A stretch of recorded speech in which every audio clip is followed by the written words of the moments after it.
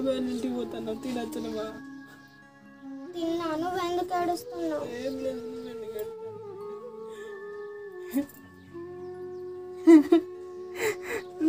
నాన్న రోజు తాగేస్తాడు ఎప్పుడు మారుతాడు మారాడు అంతే అయినా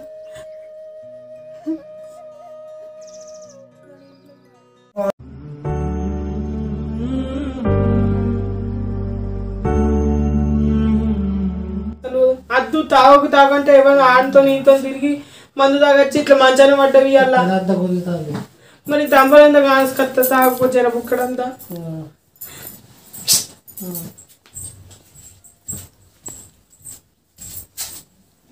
అమ్మా చెప్ప బిడ్డ నాకు ఆకలి అవుతుంది అన్నం కావాలి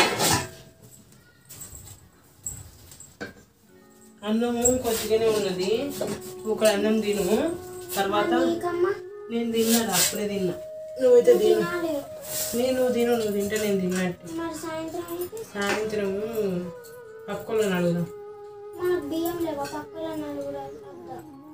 మన కరోనా వచ్చింది కదా దుకాణం పోతే ఎవరు దుకాణం ముందు రానిస్తలేరు ఎవరు ఏం చేస్తలేరు అందుకని పక్కలో అడుగుదాం నువ్వు తిన్నాక మనం సాయంత్రం పోదాం కానీ నువ్వు తిను బిడ్డ సరేనా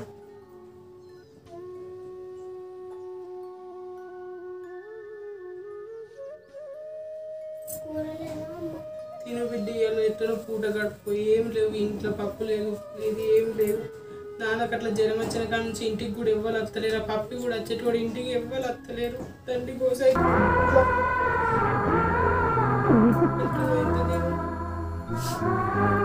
సాయంత్రం బాగాలేదు నడుపుకొని పెడదాం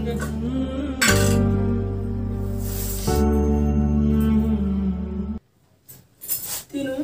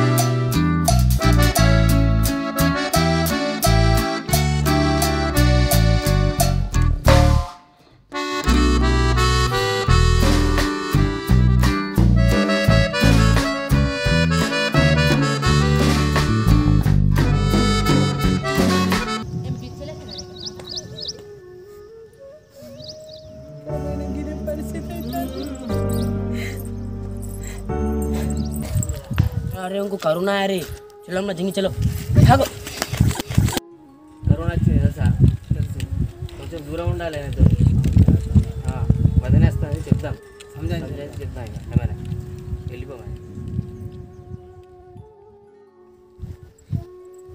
ఆగు వదిలే ఆగు ఒక్కడేమో ఆగు ఏమనుకోకు సురేష్ అన్నకు కరోనా వచ్చిందట కదా ఇంట్లో ఉన్నాడు 2 రోజుల నుంచి జ్వరం వచ్చింది అంతే కరోనా రాలేదు ఎందుకంటే ఊరందరూ గట్టిగా అనుకుంటారు అది జ్వరం అయినా కూడా ఏదైనా కానీ కరోనానే ఉన్నది ఎక్కువ శాతం ఊర్లంతా ఉండు అక్కడ దూరం నుంచి మాట్లాడు అక్కడ ఏమనుకోకపోతే మా ఇంట్లో కూడా బాధలు బాగున్నాయి బాగా పరిశాన్ ఉన్నది ఉండు దూరం ఉండు అక్కడే ఉండు ఏం లేదు ఏమనుకోకపోతే నేను నువ్వు ఏమనుకోకపోతే చిన్న పప్పి ఎందుకు పప్పి అర్థం చేసుకోవాలి అర్థమైంది నాకు కూడా పొల్ల అన్నం తినలే అన్నం తింటలే నేను కూడా తినలే పప్పి అర్థమైంది నాకు దూరం పొల్ల మొక్క అన్న చూసే పప్పి నీకు దండం పెడతా పప్పి ప్లీజ్ పప్పి ఏమనుకోకు బియ్యం ఉన్నాయి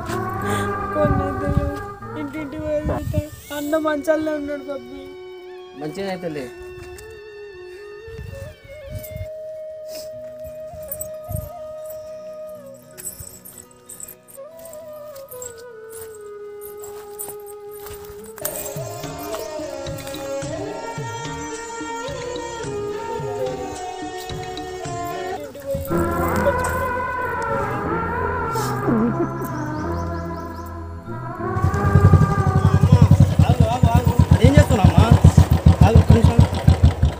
ఏం నేరుతున్నావు? లే నువ్వు లే పైకి లే.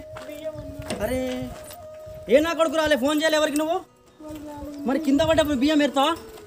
పట్టు ఇది పట్టు, నువ్వు పక్కన రాన్నాడు రా బిడ్డ పక్కన. ఏంట్రా తమాషా చూస్తున్నావు నిలబడి? తోటి మనిషికి సాయం చేసే నింగిత గానం లేదా?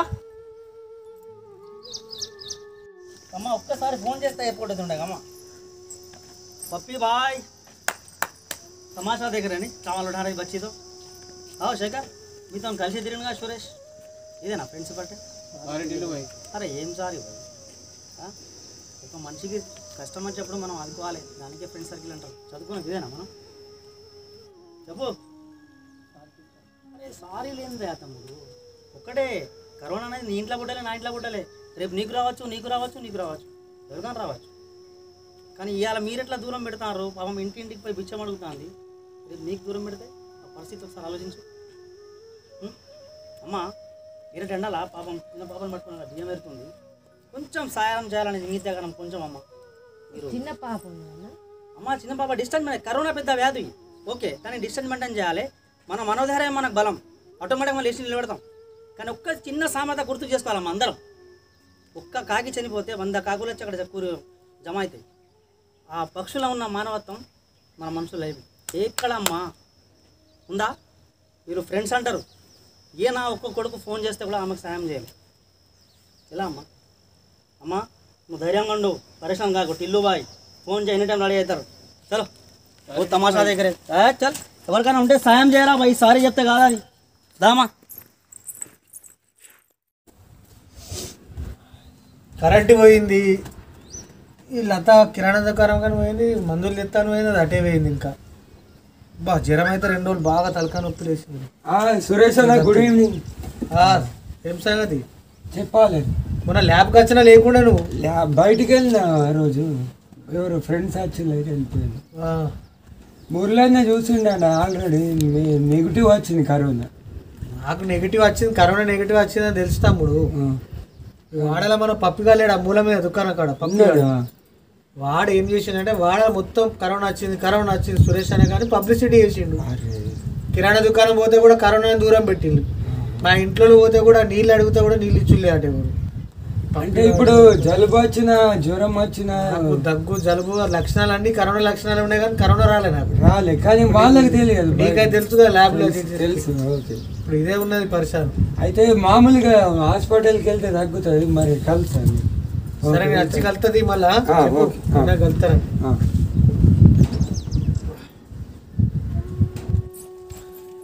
ఏమైందా ఎంత లేటు? వచ్చేవరకు లేట్ అయిందయ్యా. టిల్లు బాయ్ అవు. నమస్తే సురేష్ అన్న.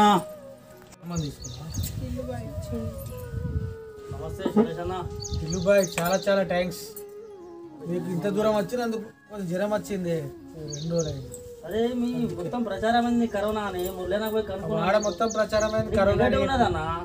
నెగిటివ్ ఉన్నాయని తెలుసు నాకు, కానీ ఒక్కటి మాత్రం చెప్తాను, నువ్వు బీమారు ఉండే 2-3 రోజులు అయింది కాబట్టి భార్యకైతే ముక్కాలమ్మా. బా ఇంటింటికి పోయి ఇట్లా పొంగు చాచిందన్న, నేను చూసి నేను నాకు ఉండే పిన్నట్టు అవుతుందన్న. అవునే మరి ఏమనుకుంటాను అది ఉదయం ఓకే, కానీ నాకు కొంచెం వేరే పని ఉందన్న. ఏమన్నా ఉంటే సురేష్ అన్న మొహమాట పడకుండా టిల్లుగా ఉన్నాడు, నేను ఒక్క కాల్ చేయని ఇంటి ముందు పడిపోతాను. ఓకే ఓకేనా చెల్లెమ్మా? వస్తారా? చాలా చాలా బాయ్రా. తగ్గిందయ్యా. అరే నాకు జ్వరం తగ్గింది, కానీ నువ్వు ఇంటింటికి పోయినావు లత. చిట్టి నువ్వు కూడా పోయినావా మమ్మీ బడి?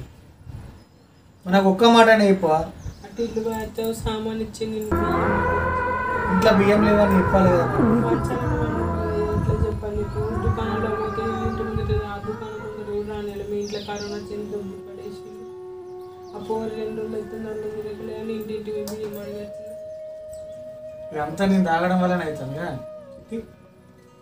నేను తాగనే ఇక 2 రోజులు తాగా, నీకు మాట ఇస్తాను ఇద్దరికి.